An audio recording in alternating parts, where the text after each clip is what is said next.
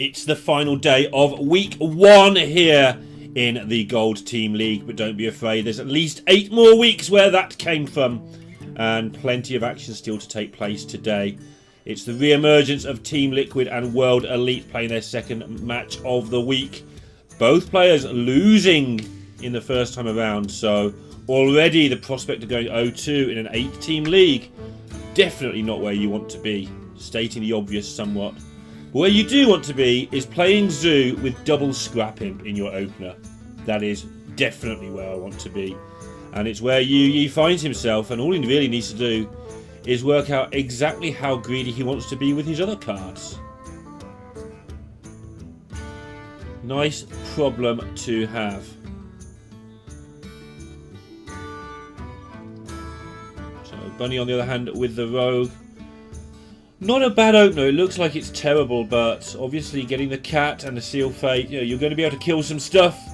A lot of it is out of your hands when you play against Zoo, or especially back then. So just going to have to see what he can do. At least he's going to be able to challenge the board early.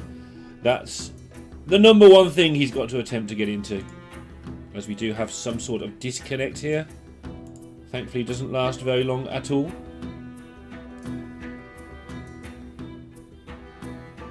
We can move on with the game.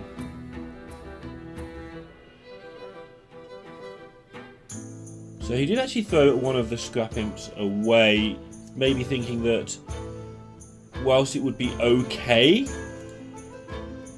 it wouldn't be good enough. And sometimes you just need better things to do than turn everything into some sort of amazing minion. You may have heard me fumbling around there for a second. Just was trying to find out what Jar Dealer exactly does. It's just Death Rattle, add a random 1-cost minion to your hand. So it's just a 1/1 for 1 card that I didn't see in the versions of Zoo that I played a month ago, and if I did, I just blanked it. I'm sorry about that.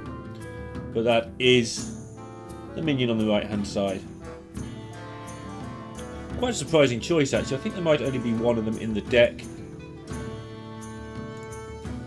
And just to... I mean, I should be able to work it out, but sometimes when I look at the Chinese names, it throws me further. The Clay Pot Merchant being the Jar Dealer. The translations not suited necessarily to Hearthstone cards sometimes, even though it's quite clear what that means.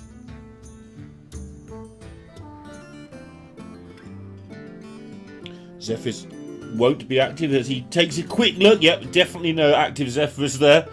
There's a lot of stuff going on. The rest of the deck is in fact very standard, apart from the one Jar Dealer. YuYi looking in a good spot, but all the removal that Bunny could want is at least in his hand. The problem being that he can't really occupy the board very well, and he can only kill one thing a turn, and killing things for 3 mana that cost 1 mana to play doesn't end up with you getting onto the board like you would want to. But Flick may well get a 2 for 1 further down the line. And Bunny should at least be able to kill off some things. The lack of a carpet here will slow YuYi down a little.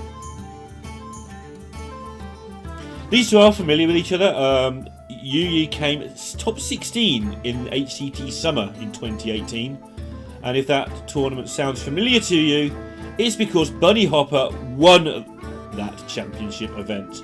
They didn't play each other at the event. They were in different groups. YuYi didn't get out of the groups, and Bunnyhoppor obviously went on to win. But yeah, the players do tend to see quite a bit of each other at these events. I imagine that they know each other reasonably well.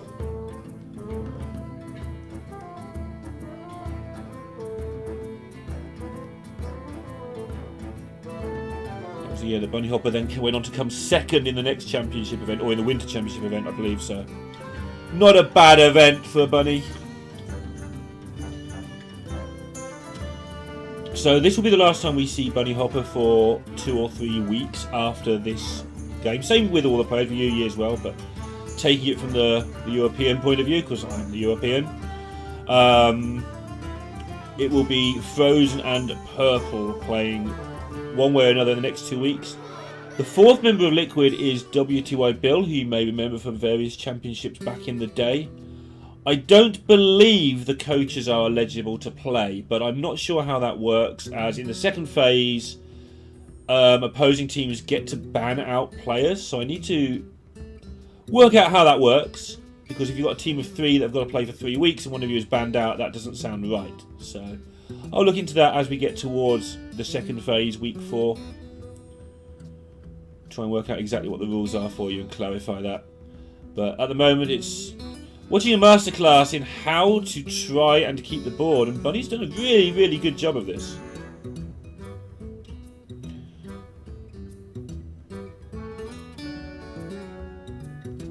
Just making sure there's always something on the board to challenge with. Obviously the ambush helped a lot, but it almost needs urgent attention. Obviously, again, reminder, because I'm going to fall for it at some point. It's going to catch me. Zephyr is not active. Yeah, so the thing to do here is just get something on the board, get rid of this annoying ambush minion, and make Bunny have something else.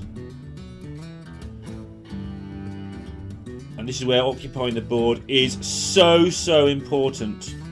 Okay, that backstab comes in to ruin my point slightly, but with the Seal Fate, the Praise Galacon, and the minion on board, and the face, you can actually clear up the board. Once again, having that 1/1 just giving you the leverage to be able to do that. And now again with that lackey would have been even more even without this. So constant reminder, even though it doesn't look like it's doing much, how important 1/1s can be just to have something on that board. Just go here. It looks like you take the 5/3 most of the time. Deathwing can be surprisingly good against Warlock. Like, you blow up their board when they get towards the end of the game and just kill them in a turn, and they cannot remove it.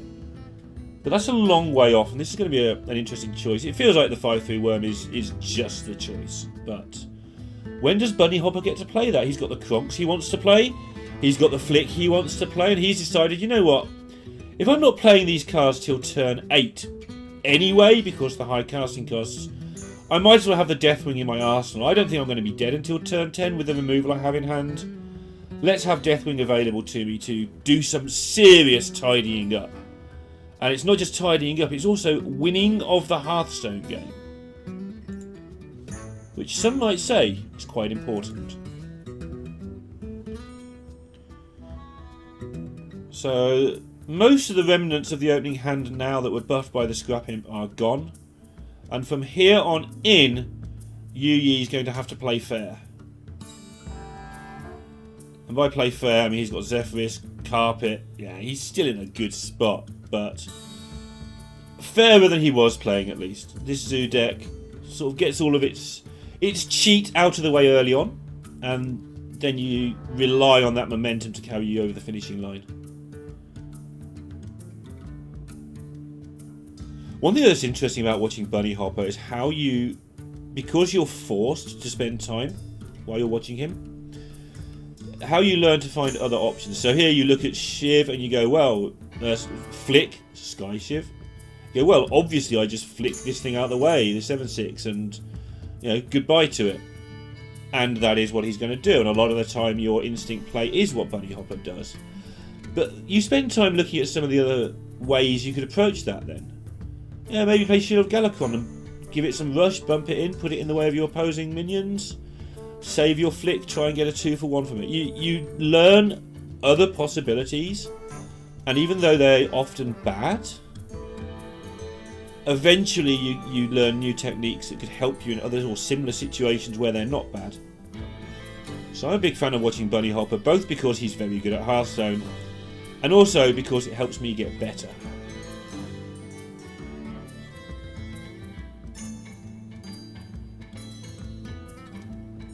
YuYi looks like he's here for the fight. He doesn't feel pressured at all.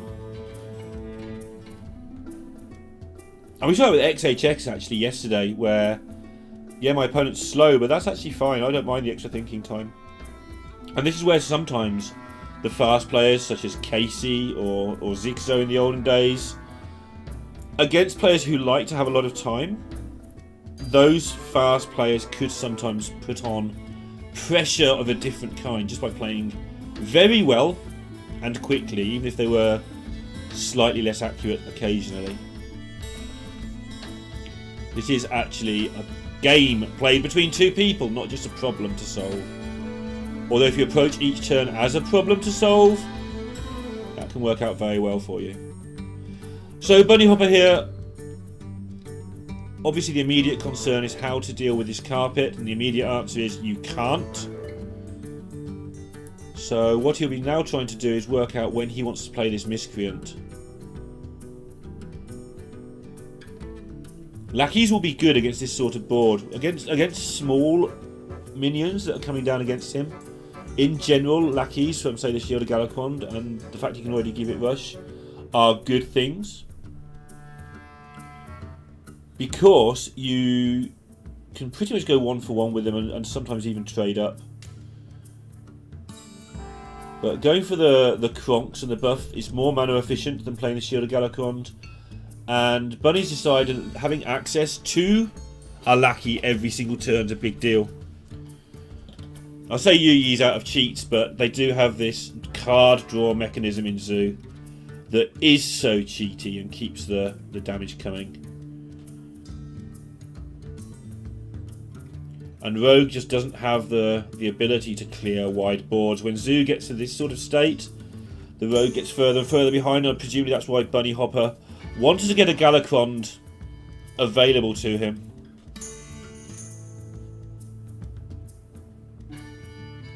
Get those lackeys that can maybe challenge some of this, but it is getting out of control now. And YuYi looking to just keep control. Got to be a little bit careful sometimes with a Zoo. If you end up just trading everything all game, which is what you want to do, it's like what you're trained to do, it's what every fibre of your being tells you to do. Just occasionally you end up sort of trading everything 1-for-1 for the whole game, maybe get a value trade or two, and suddenly realise none of your minions can actually kill your opponent. But I don't think YuYi's in that position yet, but it is something worth looking out for. At some point you just have to flick the switch and go to the face. With known deck lists, and we know deck lists anyway, they're all fairly similar to each other. He knows that this isn't going to be subject to any sort of weird wipeout unless, you know, sometimes you get a fan of knives from a spell lackey, ethereal lackey, but that's pretty rare.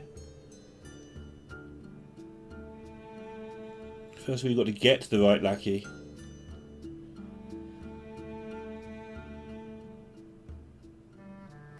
So that's nice. Bunnyhoppor does have a turn's worth of time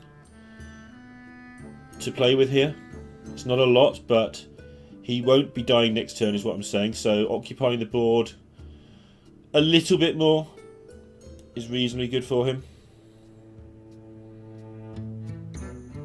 Trying to work out if he's actually playing to that Deathwing. Don't think it would be enough, but the speed at which you kill your opponent after playing Deathwing is so quick. And especially if you have Galakrond down before Deathwing. I'm starting to see how the plan works now. You get Galakrond down before Deathwing so you can recover more quickly from Deathwing with your hero power. Obviously, it's not a great recovery, but in the world where YuYi doesn't have a full hand of stuff, which isn't this current world, being able to effectively draw 2 cards a turn because the lackeys are good enough to count as a card in this match is a big deal. So yeah, Bunnyhoppor organising this really nicely, as you would expect from a very, very highly regarded player.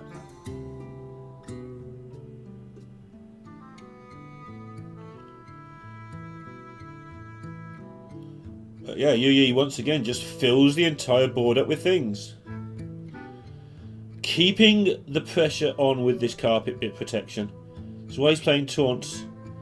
Still no way to get to it. And it's doing all the damage. The little buffs are making all the difference. As well as the rush and all the other obvious stuff here.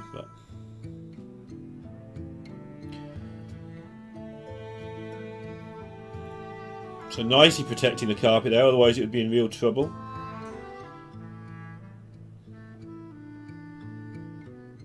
Can Bunnyhoppor finally get this done now?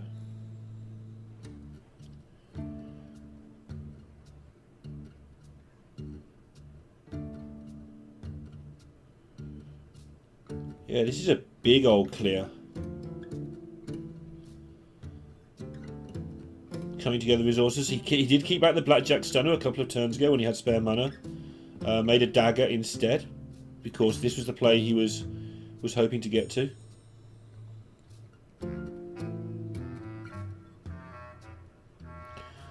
And has reversed the board for the time being at least. And with obviously now infinite lackeys, Togwaggle in hand, Deathwing as a backup, it's Bunnyhoppor who maybe in the ascendancy, but maybe that low health total is just a little bit too low. He's going to be forced to concentrate on trading and trading and trading. And of course he has to deal with this absolute nightmare that's just coming down now.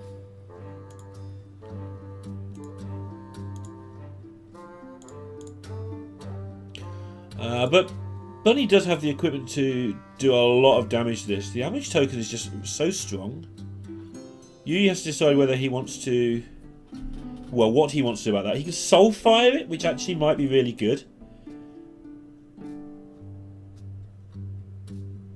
You don't need to, and you'd probably like that soul fire to go face at some point. But the discard isn't really an issue. And it is very convenient right now to just get this minion off the board. And he does decide to go along with that.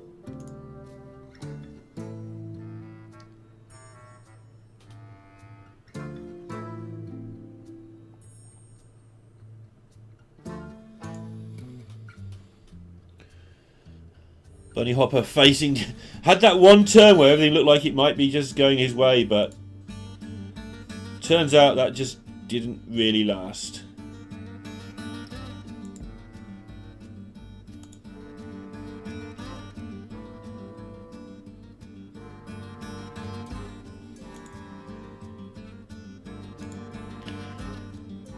Yeah, Bunny now... He played with this in mind a while ago. Going back for his last resort, basically.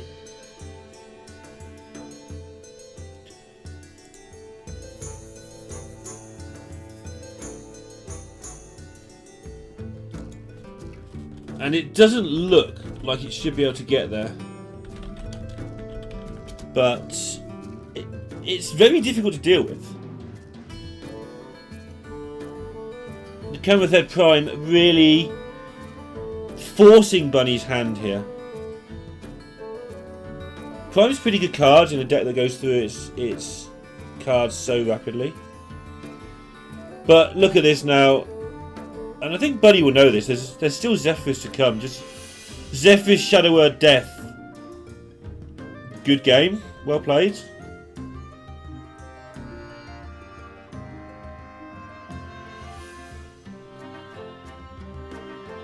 But part of what he does is just grinds you down mentally. Yes, he will know he's lost this, but why not add another 10 minutes to game time? He's used to it. It's not hurting him to put it there another 10 minutes.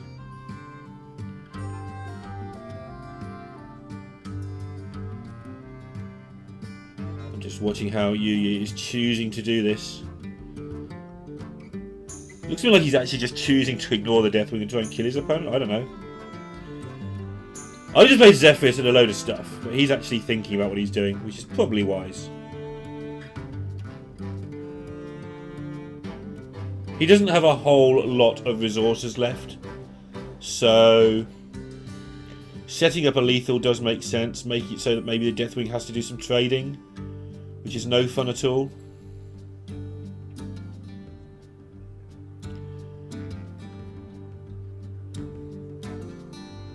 Yeah, lacking this up. Bunny again using his vision. Which world is the world where I somehow win this Hearthstone game? And the way to approach this is do it backwards. you think of it as, okay, someone told you you won this game of Hearthstone. How did it happen? Because usually you can't see yourself winning this game. I mean, why would you win this game? But if you knew that someone had told you you won it, then it helps you work out, well, this must have happened, and then you can pick the card required to make that happen.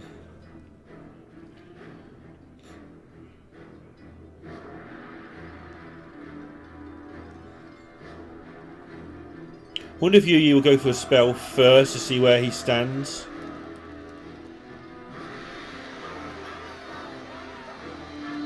Or will he just set up lethal, which seems far more sensible. Good ordering here, making sure nothing too bad could happen. Doesn't get offered the Shadow Word Death that will be lethal, so now he needs to take Natalie. He's got lethal on board, right? I think there's a 6, a 3 and a 2 of attack left. So you just take Natalie, kill off the Deathwing and go all face.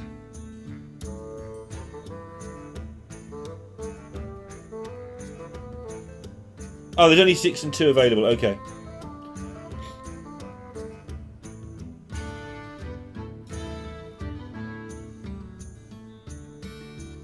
So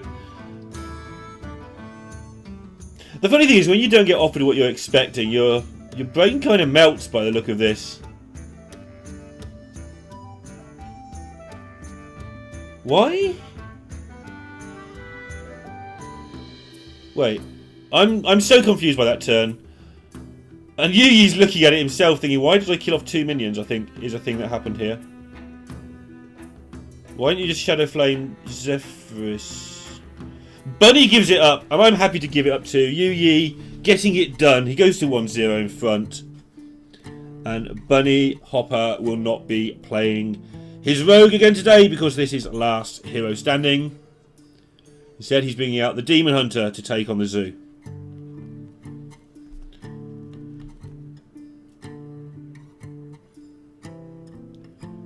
Hey, guess what I'm going to say? Because it's a zoo game and it's a Demon Hunter game, it's all about the board. This time around, though, Demon Hunter has got stuff to help cheating back. Rogue a little bit slow to develop sometimes, even with a good hand. You can see the trouble it had. But no Scrap Imp here for YuYi. Not a lot going on for Bunnyhoppor. I'm assuming he'll keep the Altruist. Be interested to see if he chooses not to. Because there's 2 ways not to get behind on board. There's either get a bit behind and blow it all up, or there's just don't get behind in the first place. And he is going for the latter of those 2 options. There's a lot of good stuff you can draw in the deck. But now it's a lot harder to recover from a Scrap Imp. But also the amount of damage that Demon Hunter can put into Zoo is a lot. Like, while you're waiting for Scrap Imp to do its thing. Yeah, and you can see this is so tempting to just play 1-drop coin, 1-drop. Remember, this is pre-nerf. This is a 2-2. And then next turn you can play the Umberwing. Attack. And do chunks of damage.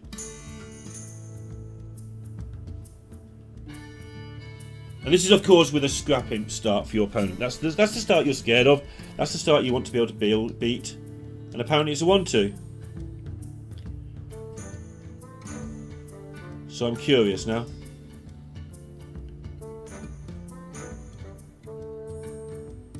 Maybe I got my nerf orders mixed up. Let's go with that. We'll find out.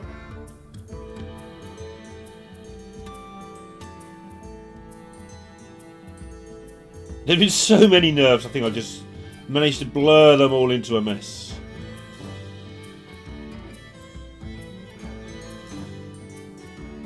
And yes, in fact it was the earlier nerf. It's the Priestess and the Sigil Runner that were nerfed the next time, I think. And they are both definitely still doing their thing in this current state of the Gold Team Championship. It's a very different game for Zoo this time around. Forced to just challenge the board and waste abilities. That's never a good spot to be in.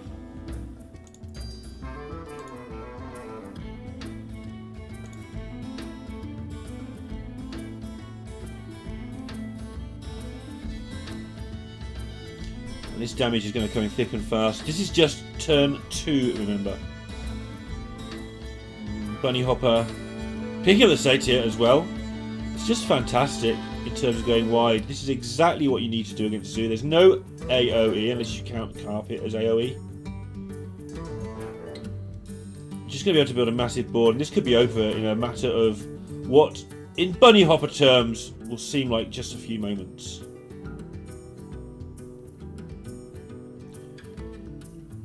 And YuYi having to play one card at a time doesn't feel so good anymore. Picks up the Scrap Imp, but if he plays it on turn 4, it doesn't do anything to turn 6. That means you don't reap the benefits until turn 7. I mean, you can see how Bunnyhoppor in that time will just have won the game, right? It's way too far behind where you'd like to be.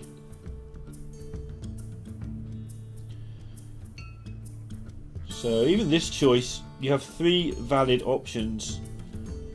Mortal Coil draws the extra card, removes something at least. The Void Walker slows down the damage but doesn't kill anything, and the Mage at least trades 1 for 1 with something, but you don't get to choose what, and it's probably just a weapon charge. The Searing Light Mage in the translations.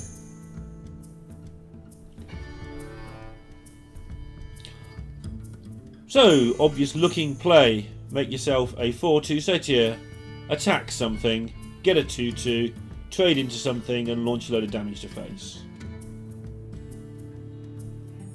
Other option available would be to, I mean, the reason I guess it's getting some attention is you could hero power to trade into 2-2, play the Sigil Runner. That's not going anywhere fast, I don't feel.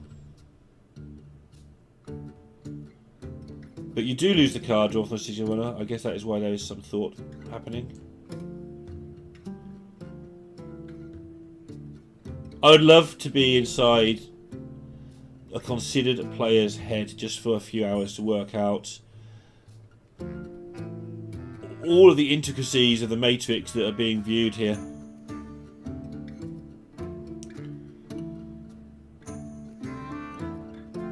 Part of that will have been based on the number of likely draws that you could play that play, followed by, you know, what's my backup plan if I do get an unplayable card. But as you can see now, the way it's worked out is Bunnyhoppor still has his Satyr available and has built just as intimidating a board, and hasn't wasted the 1 card draw.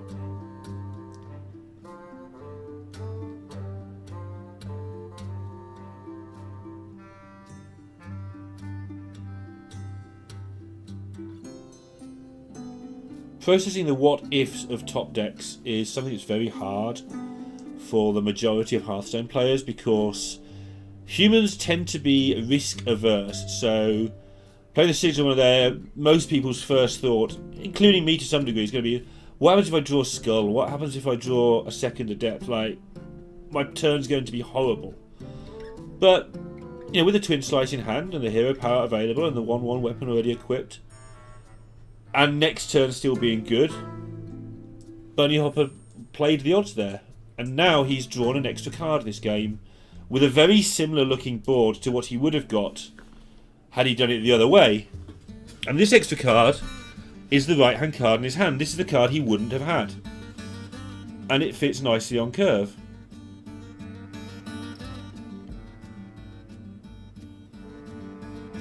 One of the options here is to try and now keep the Satyr until you draw your Warglaives, because then you can make a lot of 2/2s in 1 turn. And so the turn before has made all this follow-on effect happen. He's in no worse position on board, and a much, much better position in hand, and now it's paid for itself by allowing him to get a 4/4 on board.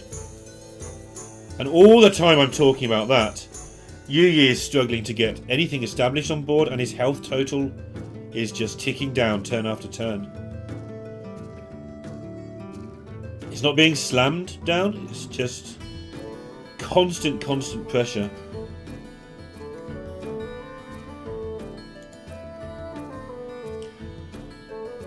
Camerathad Ebb on lock played, but this time he's not going to be priming up anytime soon, I don't think.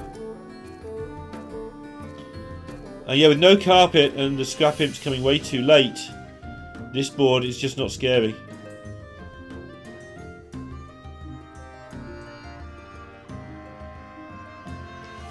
So Bunnyhoppor can kill everything. That's the first thing you notice here.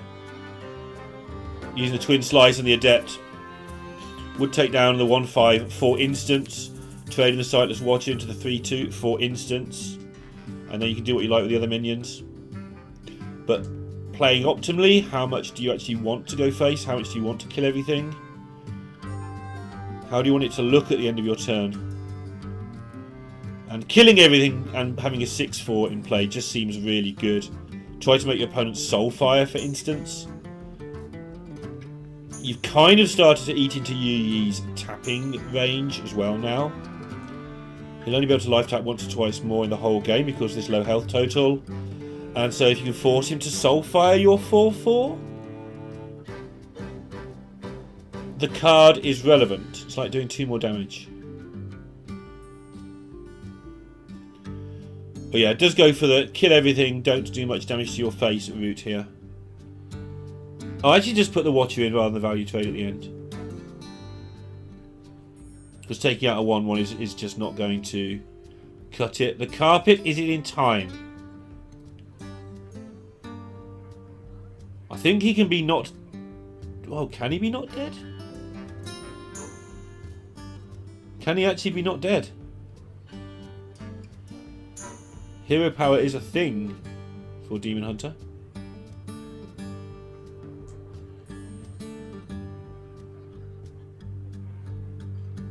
Okay, now he's not dead, but before the card draw, he was dying. That's a big deal that he picked up another 1-drop. Not quite sure why he's shaking his head. Ordering issues, I guess.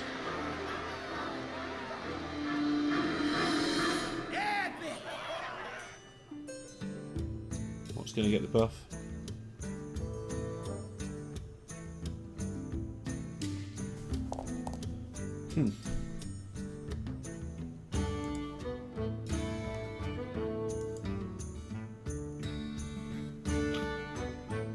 Trying to work out what the issue was there. This just seemed like it was correct. He didn't seem to think the same way. 2, 3, 4, 5, 8, 9, 10.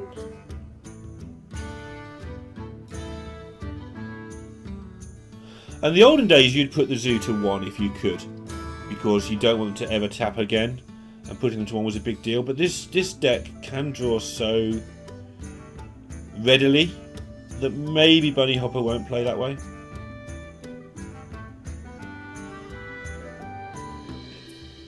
I think there's an easy trade.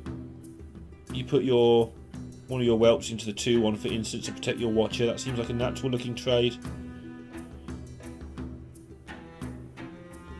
You can also afford the health, but do you want to protect a 1/1 or do you want to... Yeah, so you kill the 2-1 with your face. You kill the Argent Squire with your face, you're missing 2 damage. And these 1/1s feel like they're not going to get more than 2 or 3 more hits in the whole game. And actually Bunnyhoppor just going with, once again, the kill everything option.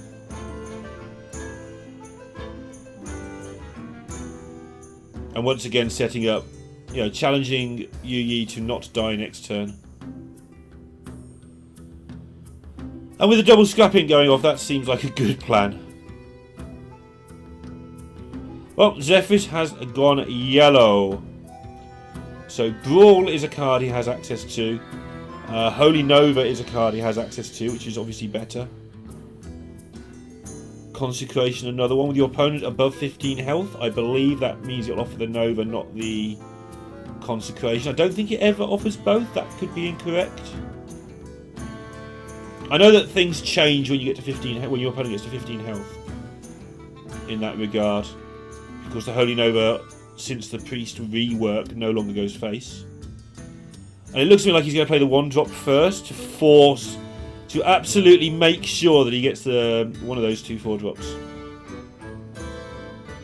And there you go, it offers both. We learned something today. Or at least I did.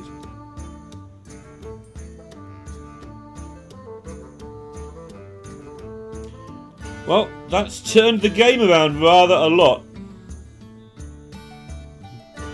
Bunny facing 14 points of damage. What can the skull do? So if he plays rapidly here, he can play the Satyr into getting another card from the Sickle Runner.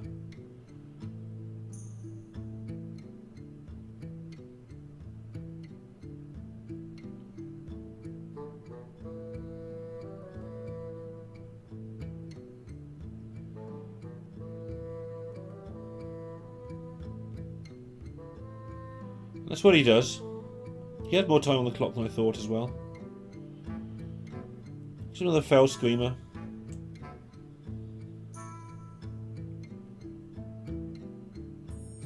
Where's he going to put the point of damage? Yeah, I mean, nowhere else seems to do anything, so face seems to be the place.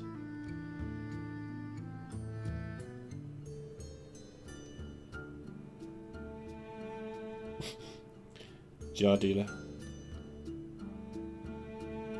Amuses me a little.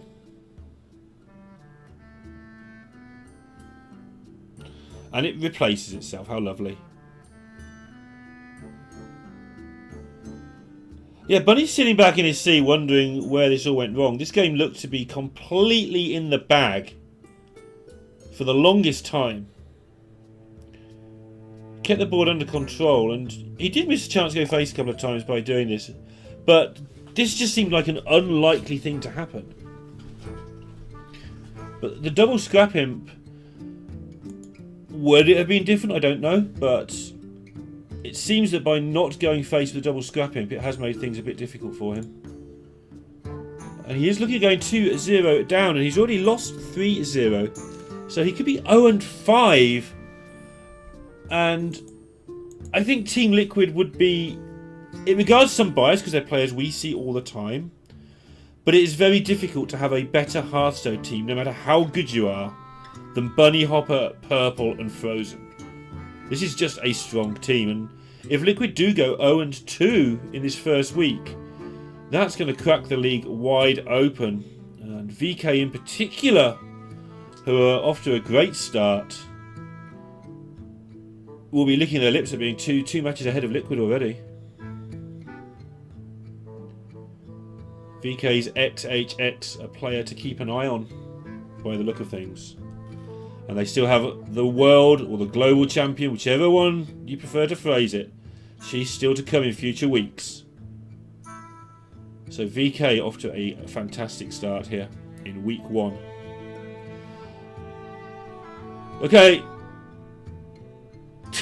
Good luck with this one, Bunny. This seems hugely optimistic. Yep, he gives it up when something crazy happens. A slight smirk on his face. That's the Bunnyhoppor. Well, I know. And he's 0-2 down in the last hero standing, and in a position where if he's going to win this match, he's going to have to do it with Mage all the way. We've seen a lot of decks go 3 wins. Don't think we've seen Mage do it yet, though.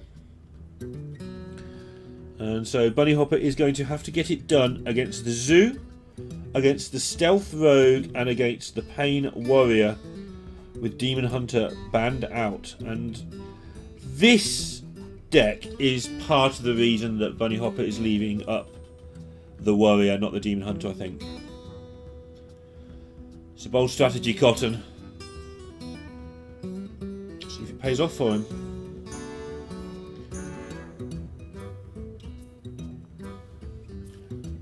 So, interesting to see how Bunnyhoppor controls the early game, if possible, here.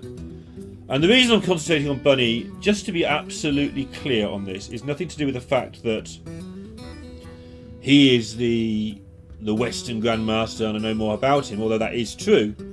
The reason I'm concentrating on him is he is the control player. It is much easier to cast from the control side in general. You assume that the aggro player, I was going to say plays on curve, but this is actually a really interesting choice that might defy that logic. this particular turn, keeping back the sidekick against Mage. That seems wise. But in general, how do you want to react? How do you want to best preserve against the Zoo? I will, of course, be looking at how the Zoo plays as well, but in general, the aggro deck curves out in some form or other, despite the difficult decisions they sometimes have to face. Difficult decision number 2. If you play Zephyrus, you have a very set game plan of winning in one attack. If you tap, you've done no damage to Mage and have nothing on board after 2 turns, and your next turn is playing a 1/6. Do you trust your deck? I think I would play the Zephyrus here, and then next turn sidekick plus whatever comes off the top of my deck. And then the turn after that, carpet plus whatever comes off the top of my deck. And that doesn't sound at all inviting. And I would absolutely understand it here if YuYi just decides to tap and play not a good looking game of Hearthstone. Bunny went through a series of facial expressions there that summed up, I don't know what you're doing, but I don't mind, because whatever it is, I've got it under control. So interesting for Bunny here, he can obviously play, I was going to say the Prime here, it's not the Prime, and I always forget his name. Astromancer Solarian. That's a possibility. Get the Prime into your deck is good, because Solarian Prime is one of the best cards in Hearthstone right now. Or he may consider he's got the time, given what his opponent's done, to go to Zephyrus and then go into Wild Growth. But this feels like the more sensible option. You want that Zephyrus later on to clear a board. Times are going to be tough when the Warlock does resolve itself, if it's the best it can do. And Jar Dealer, probably the worst card in the deck that's actually playable. And also, having the Solarian Prime, I knew I was going to do it. I didn't know I was going to do it first time though. Having the Astromancer down so early, it does have that other ability. It does have the spell damage +1 that is easily overlooked, and that can also be an issue here. Not on this occasion, by the look of it. And it's actually Bunnyhoppor who's now got some considering to do. So if he plays Zephyrus and got Backstab, the Backstab would do 3 damage due to the spell damage from the Astromancer. It's not just about shuffling the Prime in, that spell damage is useful. It's a bit weird actually, because the shape of the Astromancer is annoying. It's a 3-2, which is more of an attacking shape than a defensive one. But if Backstab gets offered here from Zephyrus, I think it's just a thing you do. You have 2-3 attack minions versus no Zoo minions, and you've killed off their carpet. Then next turn you're playing into your Bone Wraith.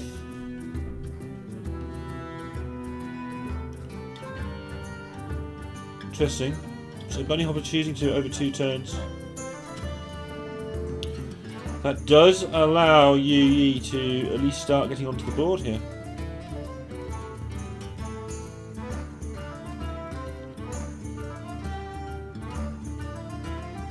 YuYi doing some sort of counting, probably regarding remaining cards in the deck and so on. Making sure it's not turn 6, it's not, because getting this board renode would just lose the game on the spot, I feel.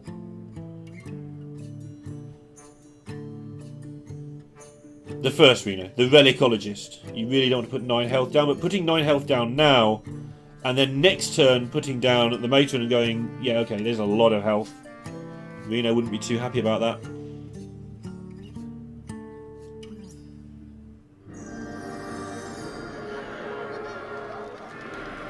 So there's the Polymorph. It's a valuable commodity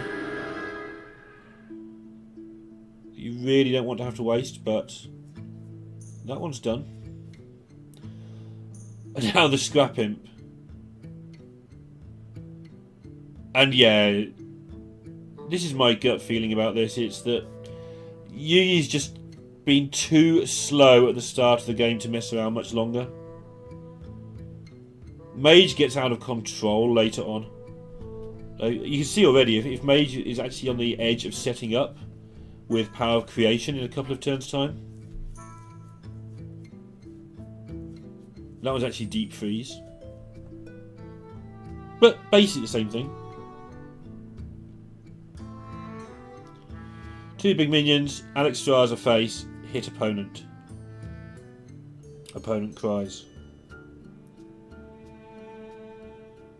Very hard to see how YuYi's going to get through this. I'm not sure what the issue is. I think he's wondering whether to sidekick the 1-3 in case he has to deal with a Flame Ward, or sidekick the 1-1 because it's a dead minion. And I like this choice. Also, Rolling Thunder positioning a big deal here. So he's made it so it adds up to 8 in either direction. I'm not sure that's correct. Maybe there wasn't a way to do it actually. Yeah, wherever you put the carpet, it's always going to line up so there's a 5, a 1 and a 2 next to each other of some sort. So yeah, this is good positioning. And that's what made the beaming sidekick decision so much harder, I guess. You could have made the sheep 3. I like cards like Rolling Thunder. I think Rolling Thunder itself, or Rolling Fireball, I keep calling it Rolling Thunder. Throwback to something I played in the past maybe there. But Rolling Fireball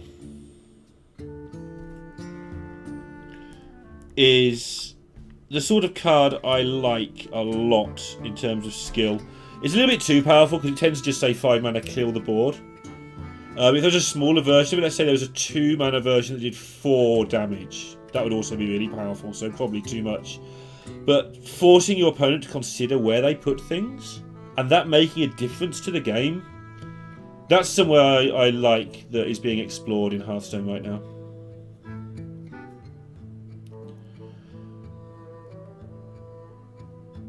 Okay. Bunnyhoppor gets his secret played. I believe that's Ice Barrier.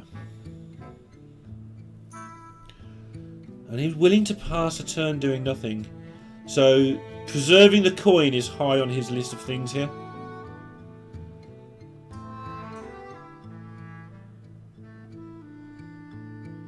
Happy to absorb 8 damage. And I'd like to see YuYi get a scrap him down this turn. I think that he's going to get enough damage through that creating a backup plan of big minions to go for a second assault is a good deal. And he sees, yeah, this is just got to be good. Do you play Void Walker as well?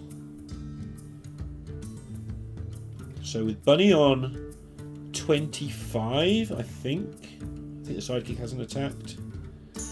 Is there any reason to have the extra space taken? I like to keep a space open in my decks.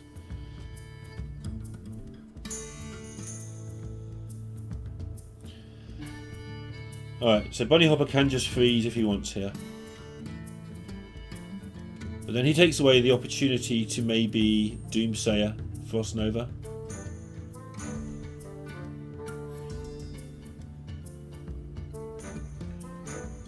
Another disconnect.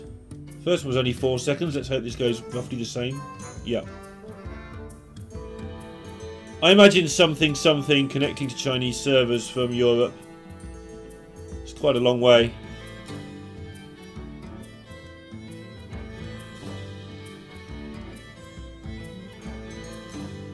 So Siamat's going to take care of the 5/5.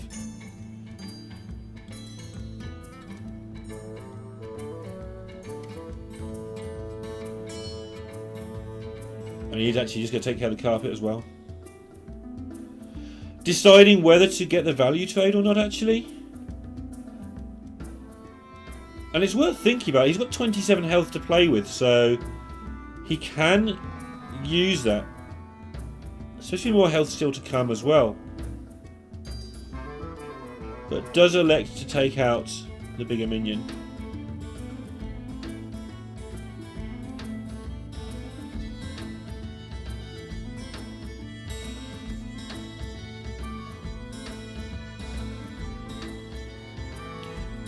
some extent it's good for Bunnyhoppor if these smaller minions are there. He wants nothing to be there, but in the world where you know that something has to be there, at least he can deal with these with things like Flame Ward if it comes off the top of the deck. He also obviously has Zephyrus into Holy Novas that we've talked about before. Cartoon Defender stands off quite nicely against this board, at least relatively. It's challenging YuYi to make a proper minion, but after this turn, when the Scrap Imp goes off, he's going to have a handful of proper minions. Oh.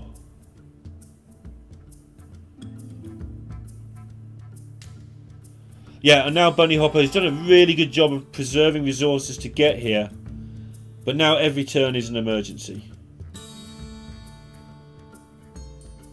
He's got to assume there's at least one Soulfire in the opposing hand. I mean, there isn't, but he doesn't know that.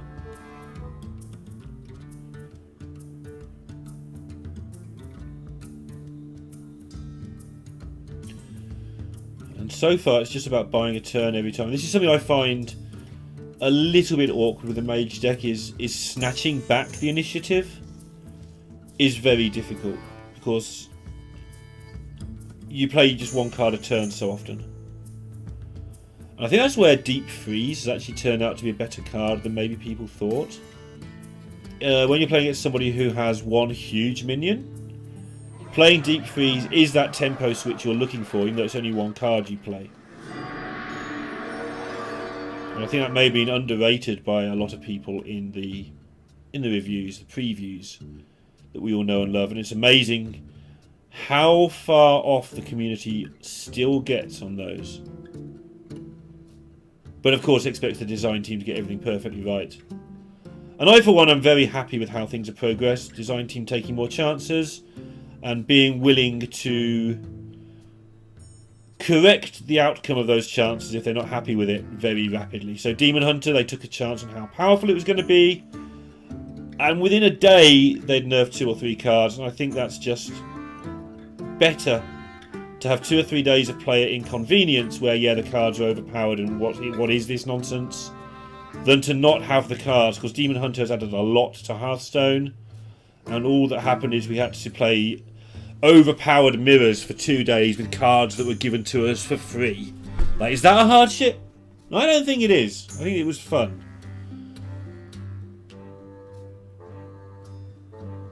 And even if it wasn't fun for you, which I don't understand, but I'm sure there'll be people out there, people have opinions, that's the point.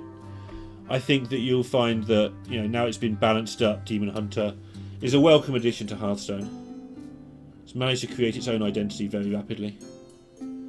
And a part of that identity is, lol, remember the days when Demon Hunter did this nonsense. So, Bunnyhoppor locking down the complete board here. That's how he's found his attempt to swing things around turn. And what it means is YuYi can't do anything this turn apart from draw cards. And we'll now overdraw, which isn't too much of an issue. Slightly irritating for him, but might not be the worst time to kill off Camathad. Just in case it does get overdrawn, that's a thing you could worry about. But really there's bigger, more pressing issues here for Bunny, like how do I kill everything?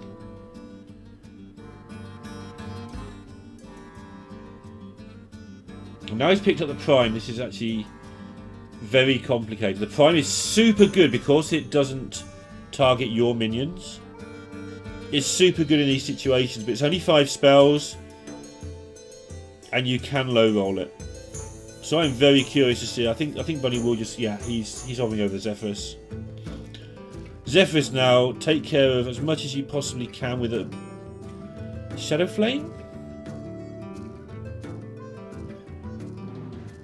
Yeah, none of this weird Shadow Flaming from last game. And then next turn, you play your Prime and probably beat the Zoo. But with the backup plan that you probably don't die if it just sprays really bad cards all over the place.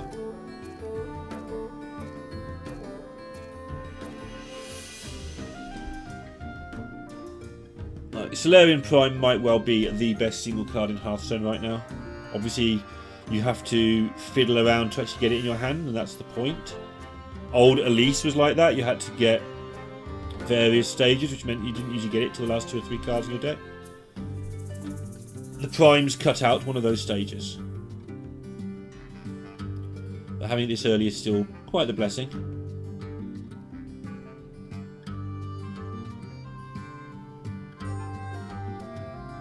So here comes the reload, and some of this stuff is pretty hefty now.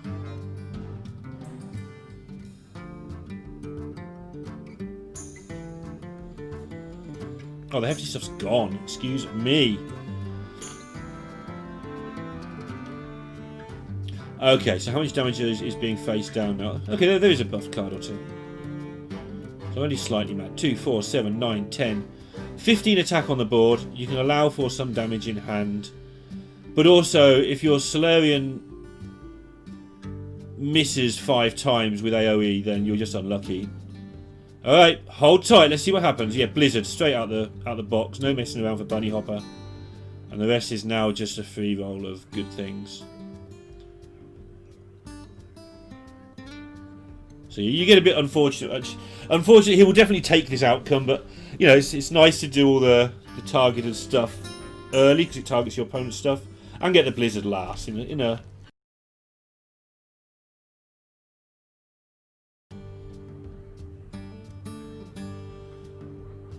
and now he'll finish it off with one of the more powerful cards next turn. You would think. YuYi may be tempted here. The Zephyrus is yellow, just to get himself a Tyrion. He saw the Polymorph very early in this game. And the other minions aren't going to get there, most likely. I think maybe you just go for Tyrion now. Get that huge board presence. Hope to draw your Prime next turn. Because Mage is just going to be able to deal with this nothing that you're about to try and put on the board. Give me a Tyrion, make them find a way to get rid of it. That's going to get frozen up, but they can't trade into it. You might get some time. Nope, wants more cards.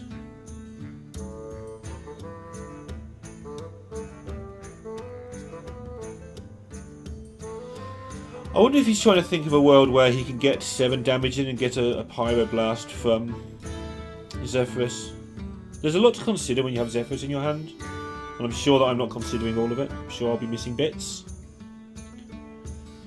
So he's going to go for one last board occupation. What this will do is allow Zephyrus to maybe get a Bloodlust in some circumstances.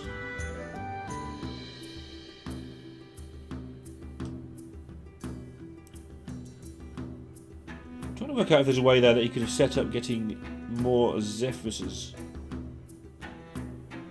That might have been entertaining.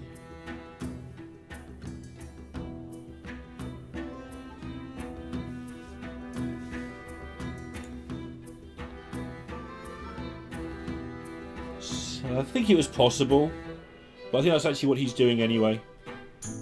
And he's actually trying to set up getting more primes, so that makes more sense.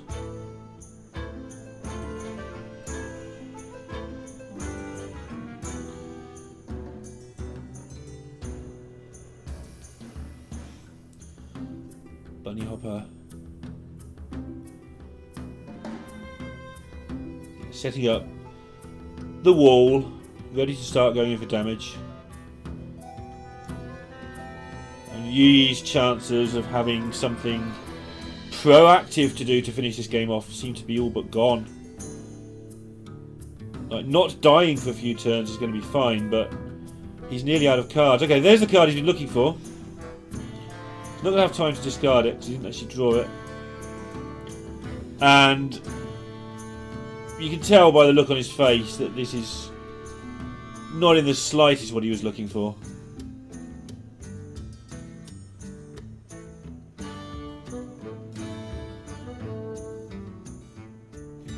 And Bunnyhoppor now just is spoilt for choices. Rolling Fireball, taking out these two. I think it stops dormant. Does it roll over it? It does roll over it.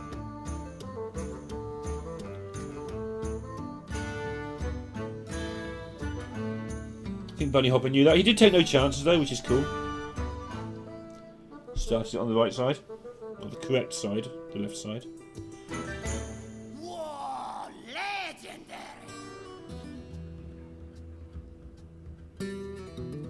And I don't know, I mean, this started off absolutely horribly for YuYi. His opening hand was grim. But one of the decisions he made all the way back on turn 2 was not to play Zephyrus. He decided to go for a longer game. Now, if you're going to go for the longer game, at some point that Zephyrus has to do something. So, for instance, maybe a turn or two ago he could have gone for Tyrion. Is one opportunity where that could have done something. But what's happened is he's played the entire game, he's gone through his entire deck, and Zephyrus is still in his hand. Well, if you're going to do that, play it on turn 2. I'm getting really cranky in my old age, aren't I? Still 2-1 to YuYi. And we see the Stealth Rogue with a good looking start. Let me just check it is a Stealth Rogue. That's what it is in my notes. But sometimes my notes lie when it comes to Rogues and Highlander. Yeah, this is a Stealth Rogue indeed. Does have a questing adventure in it. And everything else is basically what you'd expect.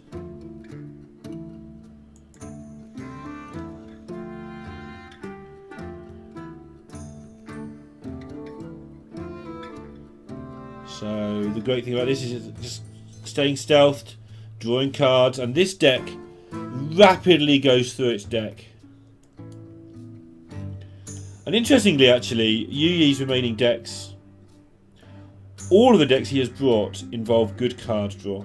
Stealth Rogue, Zoo Warlock, we've got the Pain Warrior next with the crazy Battle Ragers, and the Demon Hunter, which just draws cards. And that's very much a stylistic choice. It's also something that Mage isn't going to enjoy. These aren't bad matchups for Mage overall, but it's not going to enjoy constantly having to deal with the tempo that comes from a card advantage in Rogue in particular. When it does this thing, I mean, this is this opening hand that you play the deck for.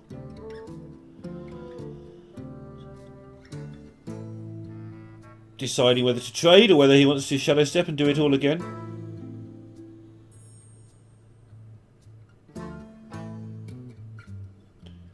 My instinct is to trade. I think you've got to do something at some point. We saw last game what going for the slower strategy looks like against Mage.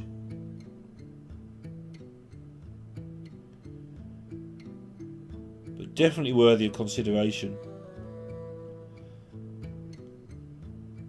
Especially when he has like Seal Fate available next turn.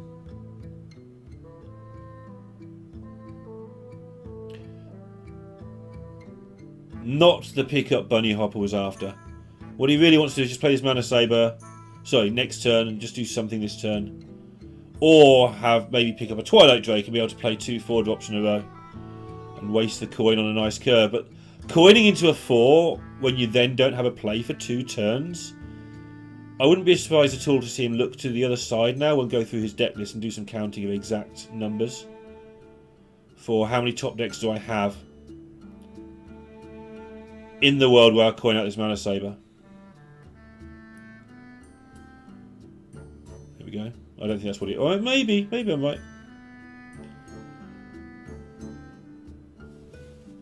And he does it. He does, of course, generate a mana next turn if he does pick up a 5-drop. He also challenges the Sage really nicely.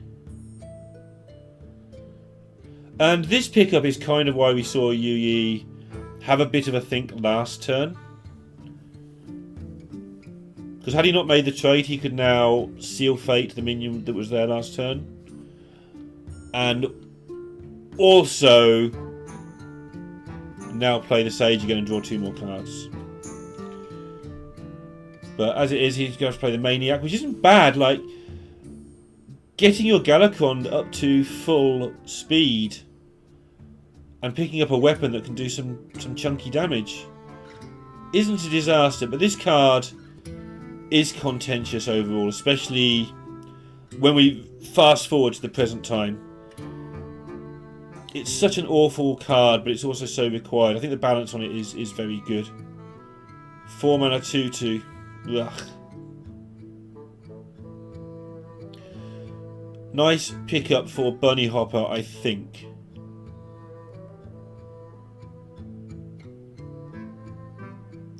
Still struggling for something to do next turn, but maybe the spell he picks up from this will be something he can do next turn. Sure, but he'll have plenty of mana left over. On the assumption the mana saver is going to die right now. This is one of the other issues of playing against Mage that makes it very difficult and awkward and, dare I even say it, irritating. Is you feel like you're constantly trying to get rid of the last bit of health on their minions. So this mana saver is going to be a 3/2, you have to trade into it. And that's another turn you didn't do any damage.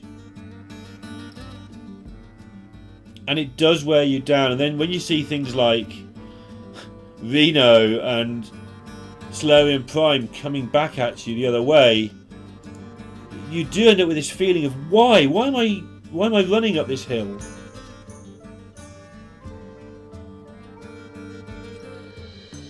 That being said, Rogue has its own bag of tricks that can make you feel pretty irritated, and Flick Sky Shiv with Shadow Step, also with Seal Fate available and Lackeys available with Togwaggle on 7.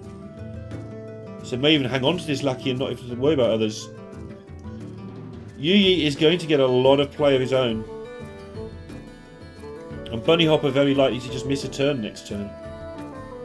I mean, don't get me wrong, the turns after next turn are absolutely insane, and if YuYi's not a long way ahead on board by turn 6, YuYi's never getting a long way ahead on board, I don't think. Okay. So Bunnyhoppor, because the Mana Saber lived, does get to 6-drop things. Oh. Yeah, okay, world. That's how I feel when I play against this. Dragoncaster, straight into Power of Creation, into double Cairn. And when I was talking earlier that Cairn wasn't the right job earlier, Cairn is most definitely the job for this one. This is beautiful looking. So, back in the good old days, Cairns weren't great against Rogue because they would get sapped. But Sap's barely played. Blackjack Stunner won't be in this deck because it's the stealth version. Assuming he has got Sap in here, in fact. Yeah, 1 Sap in the deck. And 2 Cairns, so that equation doesn't work out too well for YuYi. And Buddy's just going to kill him in 2 turns from here, I think. Rogue doing all its itty-bitty tempo-y stuff, but when it's just faced with a wall like this, bad things can happen. Interesting, he didn't choose to deal with it with Flick Shadow Step, instead choosing to do rogue things. Obviously it would have taken a while, but it would have got rid of them over 2 turns at least. And just here comes all the things. So I ask of you, viewer, who's going to have some fun? Because I don't think it's YuYi. I'd kind of like it if the voice lines were different. Like, if you play a card and it's doing good things for you, you hear, we're going to have some fun, but the other side hears, I don't know, maniacal laughing or clown music or something like that. Something a lot less pleasant than we're going to have fun. Because it isn't fun having Reno blow up your board. It's far from it.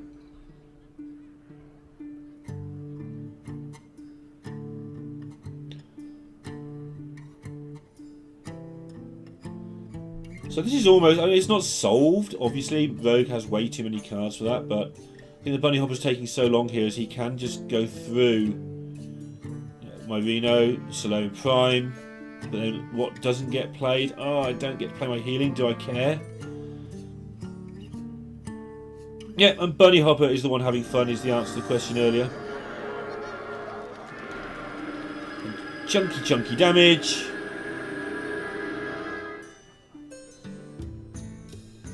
And YuYi going for a 0 mana card. It needs to be a super one. Oh, I thought... Okay, sorry, it's 4. I missed the... If I've been thinking, I knew that. But I missed the level badge and therefore thought it was 0 for some reason. Just makes a lot more sense.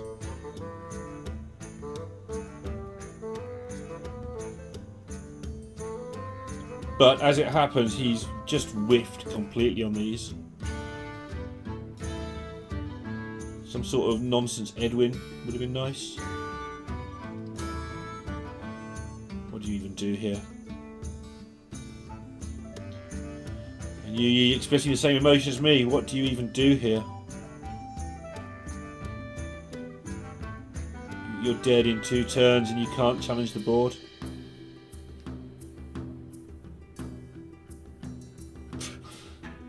Oof.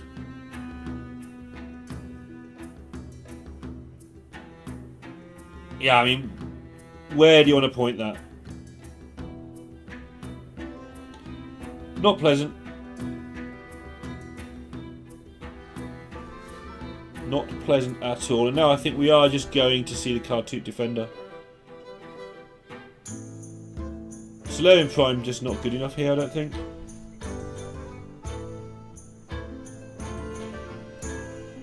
You've got to be careful. You know your opponent's got 2 0 mana cards. And a whole load of probably medium casting cost cards. As it happens, some aren't. But you don't really know what's going to come your way next turn if you're Bunnyhoppor. So keeping back a form of removal would make some sense. You're definitely not guaranteed to be setting up lethal next turn. Despite the fact it does obviously look that way. And for where we're sat, it looks even more that way, of course. YuYi trying to clear this and make a giant questing is going to rely on some help from the rest of his hand and from the lackeys. I'd be looking for spells. I'd be looking for saps. You want to get rid of this stuff so it doesn't come back. You're not going to kill it very likely. I would be looking for saps, get those cairns back in hand. Otherwise you're just never going to remove enough damage.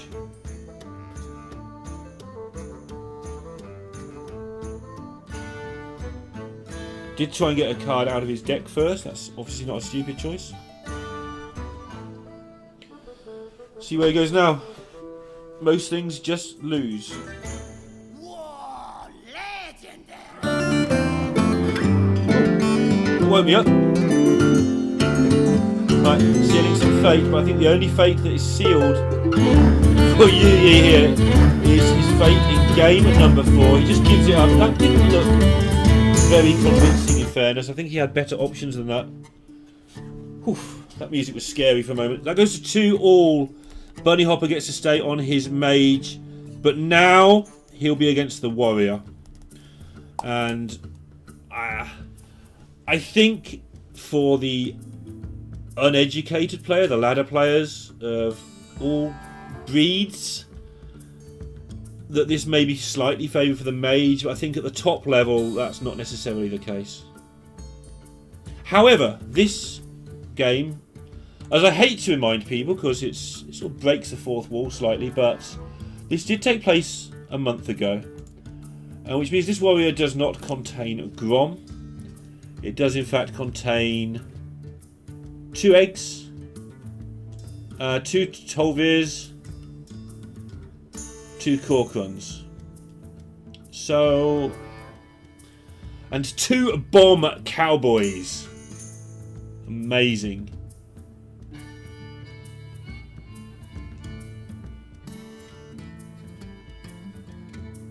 One day we'll be able to translate Chinese into a more nuanced form, but for now I'm just enjoying the way the translations come across.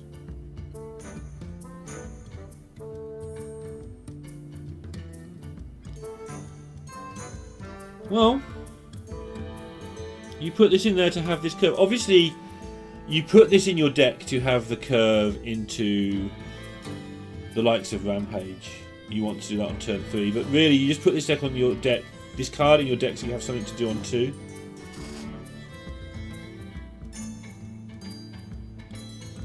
That's what he decides to use it for.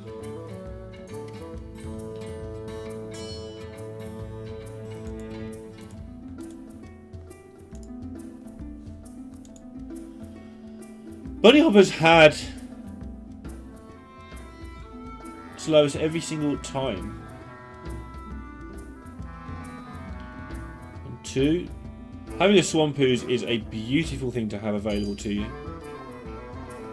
Warrior getting its first weapon oozed is such a monstrously big deal. And actually, looking back at that first turn, it was really hard. Corsair Cash now not going to be used.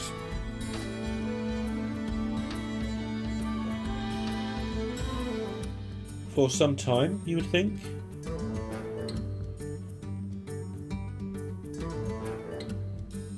There's no easy way to play this turn.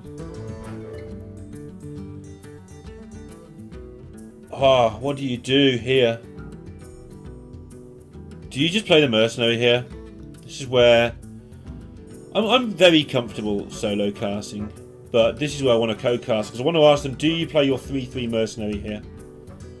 Just to have something on board. And then next turn, maybe Battle Rage, and then turn 5 Corsair Cash and play the weapon and kill something. YuYi thinks you do. And there was another question there as well. Did you want it to be a 2/3? Or did you want it to be a 4/2 when you copied it? That was certainly on the agenda. It does have issues in a lot of situations, especially against, say, Flame Ward. But at the moment you're sitting on a hand full of absolute nothing. I guess you want to keep the Inner Rage for next turn, and then you can Battle Rage for more cards, assuming that something's alive on board.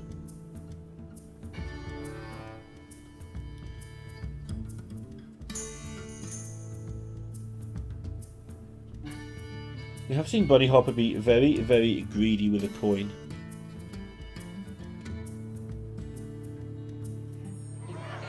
Something very much of note so far. Wow, and the way YuYi has played this, he's forced down the Swampoos. So that Corsair Cash is now much, much better. And this line is working out for him. It may be that Bunny's decided there is no weapon, because the Corsair Cash didn't get played, so I can play my ooze. Because obviously, if it's not killing anything for 3 or 4 turns, you're better off challenging the board now. Again, as I keep stating, the mage, when it gets those later turns, doesn't really care what you do, because it's got such amazing value available. So you don't mind giving up value early on, just to stay alive. But that means YuYi is going to get access to a good weapon. Terran, though, not the best of pickups. Especially as there's a polymorph in Bunny's deck that we've seen. I believe, at least. Again, if you're wondering why I don't just use the deck list given to me, well, I do most of the time, but they can be a little bit misleading if I'm not careful.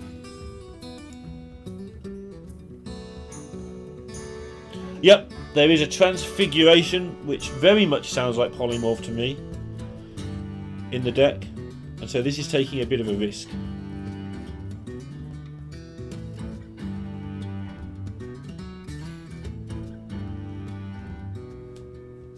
Conjurer's Calling being the card on the left, of course. Before anyone wonders if that's the polymorph, it's not.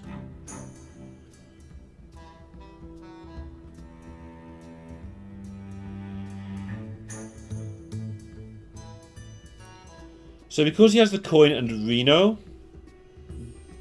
one option that may tempt Bunnyhoppor, although I don't think he really needs to because he doesn't want to waste the coin, would be just to trade this off and ping it now. Take some damage next turn and then Reno and everything dies. The trouble with that is if your opponent plays a One More Challenger or something, your Reno turns into absolute nothing. One More just sucks up that damage.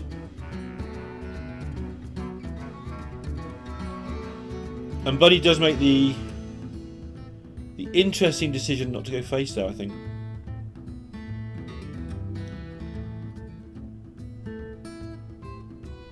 Which is always a relevant discussion when your opponent has battle rages, and he's not been doing much, so there's more chance than normal that the battle rage is relevant.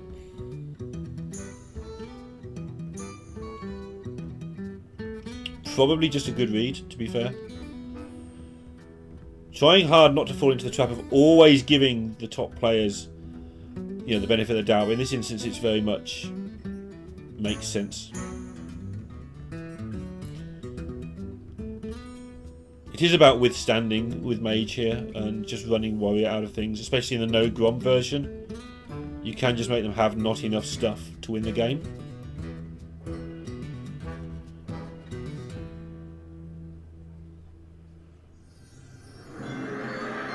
This is a matchup I've largely played from the Warrior side, and I've always found it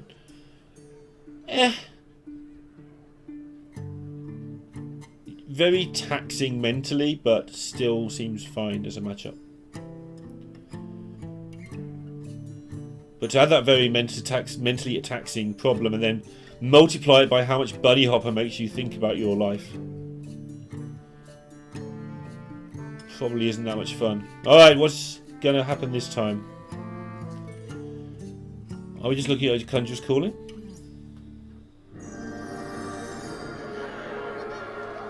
He doesn't know what we're looking at. He just knows he had to play it.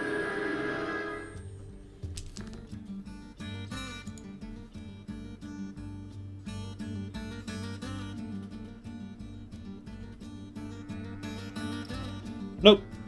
Looking at Deep Freeze.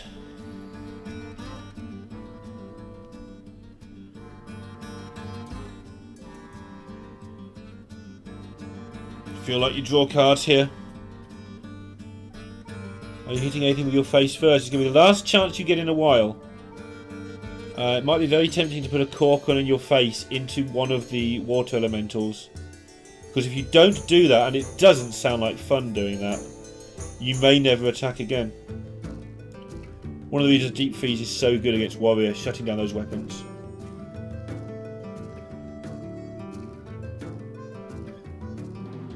Well, tempted to do it this way now. But that shuts off your battle rage.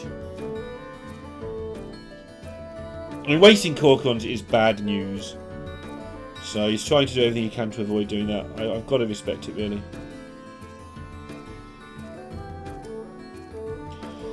Copying the Terron.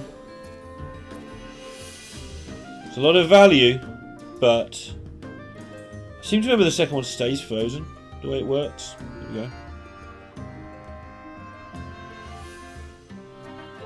So this protects against Reno. Kind of.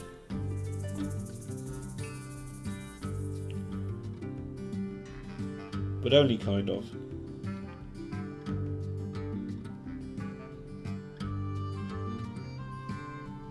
Alright, so there's the ordering coming into play on the Conjurer's Coin. It's not too bad, but not what you'd expect actually. No, it's just not good at all, in fact.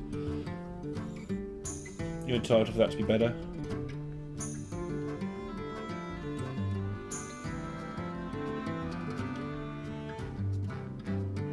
$20 health, still a decent amount, but if you end up eating 5 more from the Terron and then a bit more from the weapon, then it's not so comfortable. You want to shut this weapon down by hitting face. I just don't want this to ever attack again. The value you get as well from the attack of the weapon is just too much. Yep, I like how this turn ended up. And again, with no Grom in the deck, and with the Mercenary being played early, so Corcoran, and did we see both in a rage? We saw at least one in a rage as well. I think we may have seen both. So, very combo light. If YuYi's going to get this done, he's going to get it done from the board. And if he starts trading the Terrons away, which I think he has to, because otherwise he just gets killed at Bunnyhoppor's leisure. Well, 20 health for Bunnyhoppor going into the latter turns as a mage. is a big deal.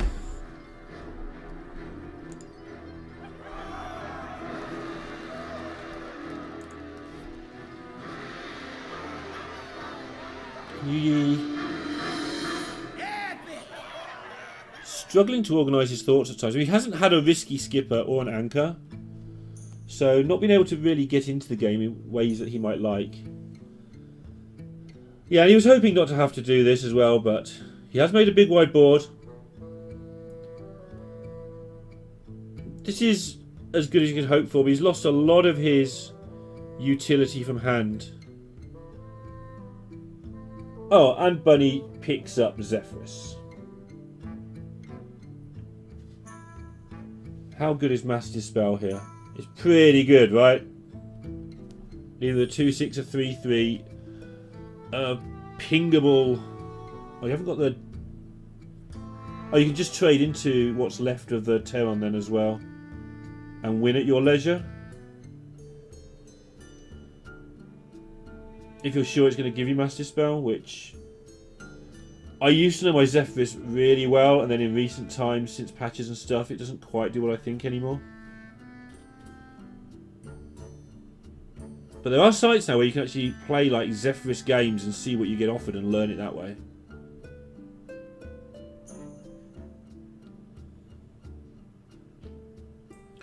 But typical Bunnyhoppor, preserving everything as long as he can. What's he looking for here for one?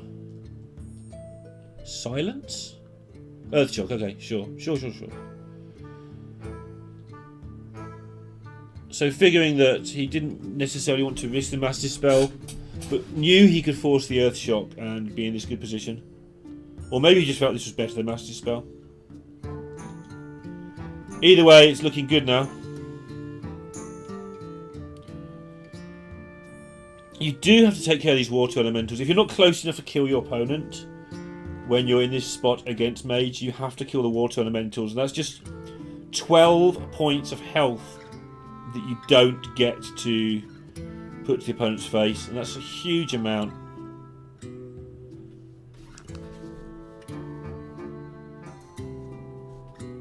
And now, Tortollan Pilgrim.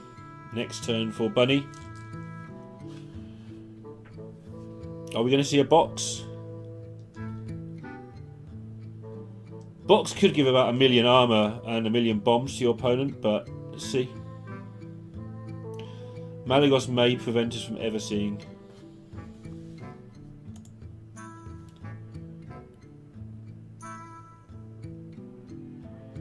Yogg-Saron's Mystery.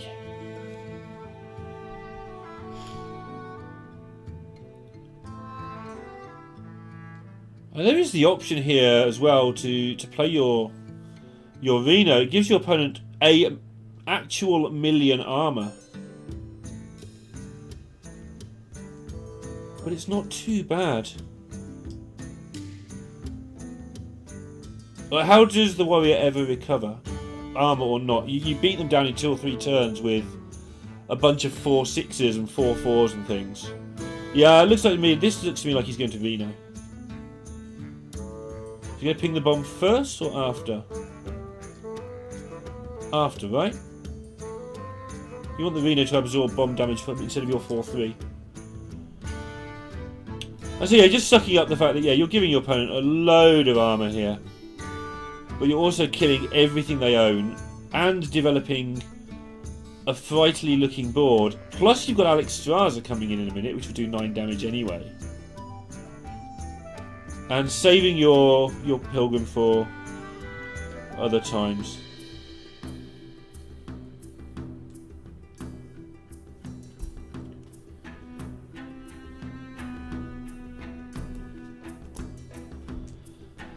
Well,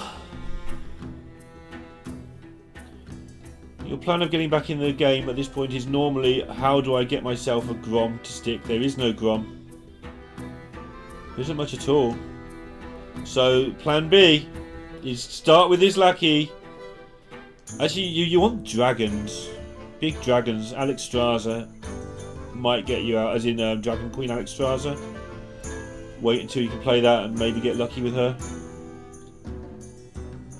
But all this stuff is just mucking about, really. There we go. Take your pick. 5/5, draw a card, or dragon that can win you the game. It's actually a tough choice. Is there enough left in YuYi's deck to actually merit taking in a big old whelp? YuYi thinks so. It makes sense, I think.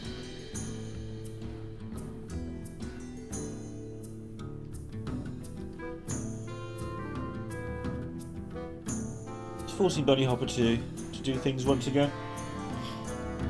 He doesn't want to do things, he just wants to start the job of reducing his health total onto an empty board. Super Flame Strike would be, or Malygos Flame Strike, would be good insurance should things get out of hand. Yeah, that's the play. None of the cards are needed now, so take the one that might be helpful. Now question number 2, do you want to play your Mana Saber or do you want to ping kill the whelp? I want to ping kill the whelp. And if you want to do that, do you want to play a Doomsayer so that you blow up your own board, but then you get the tempo back on your side to either go for a box or an Alexstrasza, depending how you feel. It's quite unlikely that the Doomsayer gets killed. Actually, this is pre-nerf, so it's 6 damage from the Brute alone. I'm wrong. It's quite likely that Doomsayer gets killed, so this is good.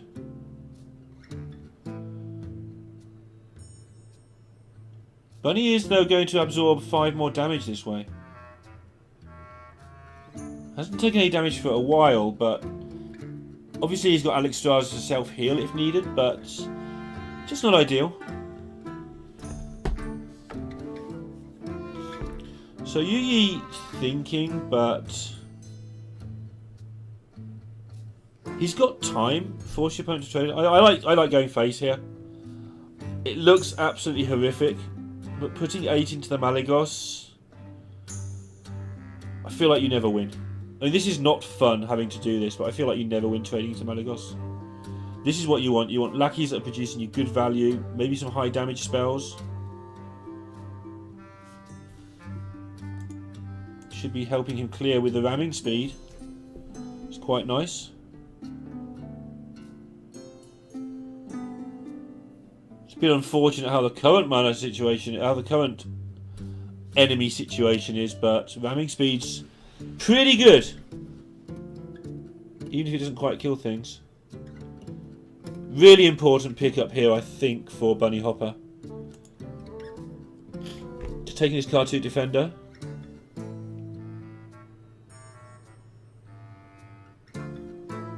Because 11 from hand is possible. We've seen a lot of this stuff, but I'm pretty sure we saw both in the Rages, although not 100% on that. Which means maybe YuYi would need a risky skipper to injure and then rampage up on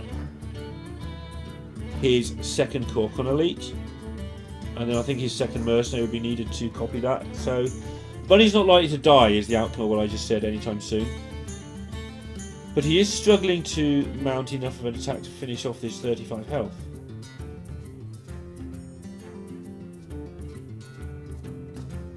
And it keeps feeling like he's got it done.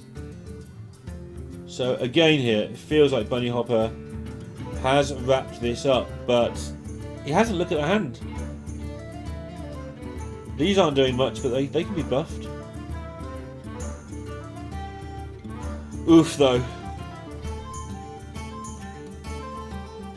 Starting to run slowly out of time. I think you go face, get yourself a good lackey and see where you end up. There is the chance to trade. The ramming speed and take out the Mana Saber is a thing that he can do.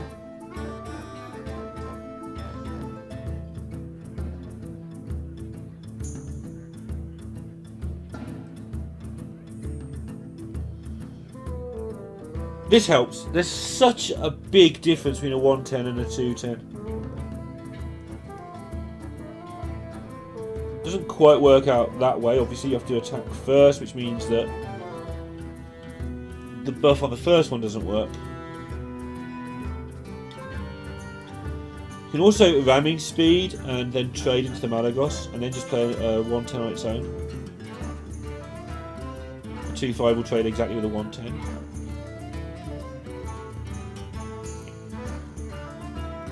But instead holds back a little.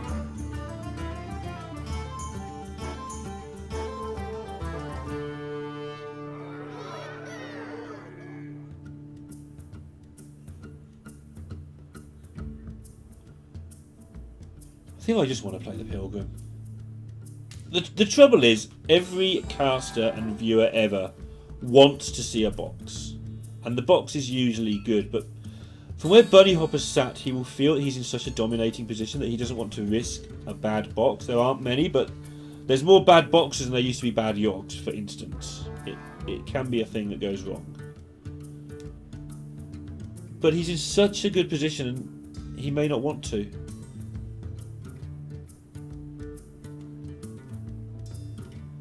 Boo. But it's probably right.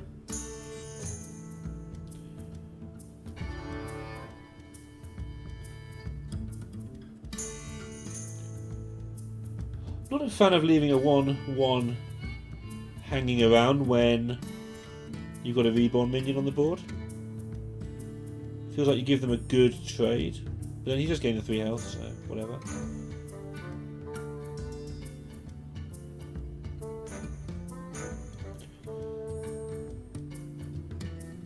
Slowly but surely, the health total's coming back to reality after the armouring earlier. Which is why Bunnyhoppor wasn't scared of letting the armour get a bit out of control. But it has been a bit irritating. It's meant that Bunny's had to faff around for a few turns. It's a technical word. I'm good at those technical words.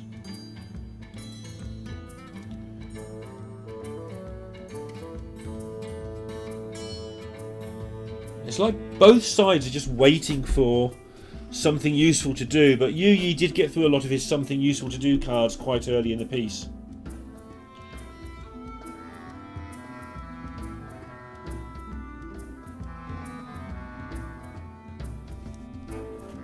He's seen the face freezes, he's seen the weapon removal, so equipping the Ankar now makes sense.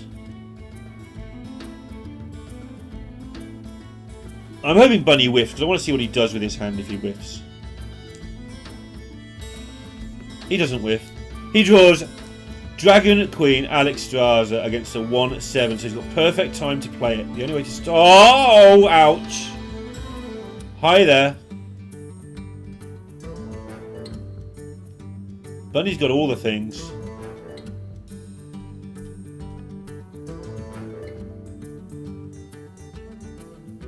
Can't give Mage a 0-mana Malagos, it's not a fair thing to do.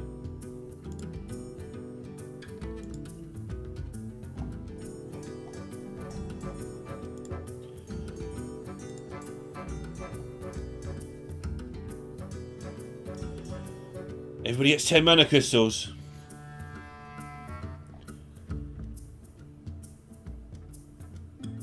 It's actually I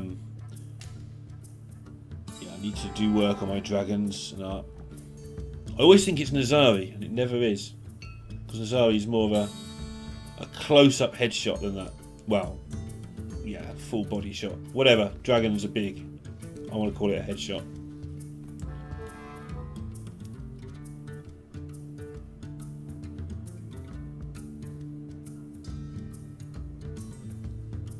Meanwhile, YuYi is going a kind of all in. If you can deal with the Malagos, note Bunnyhoppor's great positioning here, by the way. Like, this is a big deal. This is something you should be doing pretty much automatically. But he has made this hard work for this ramming speed to get its job done. Yes, it did get its job done. But because Bunnyhoppor positioned correctly, he forced a lot of awkwardness there. And YuYi actually did get into a good spot there temporarily, but the amazing Reno is probably closing this one out. Would be a reverse sweep for Bunnyhoppor.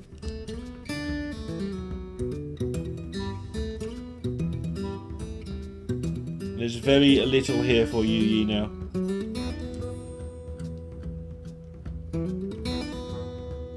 I think there's nothing to come from the anchor. I think he's had all 4 pirates. It's one of the issues. That's not actually that good. It's just hilarious. It's one of the issues with the non-greenskin version. The good thing being you get your risky skippers earlier against Demon Hunter and you destroy them. The downside being that sometimes you just want another pirate for some value. And personally, I prefer having a greenskin. But again, this deck is way before Meaty puts greenskin in.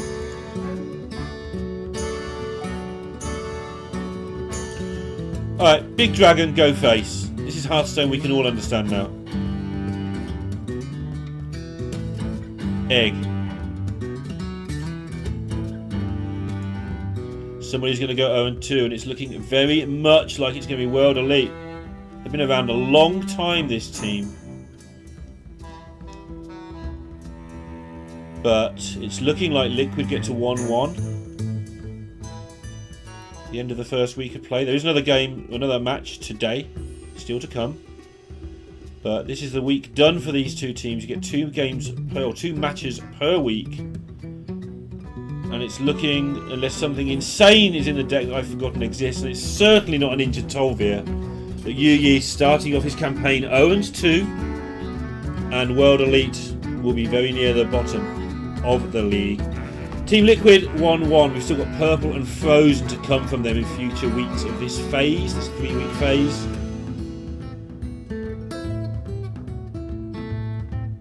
But 1-1, not too bad. And the longest match we have had, by some margin, results in a reverse sweep for Bunnyhoppor. Gets the job done, and Team Liquid 1-1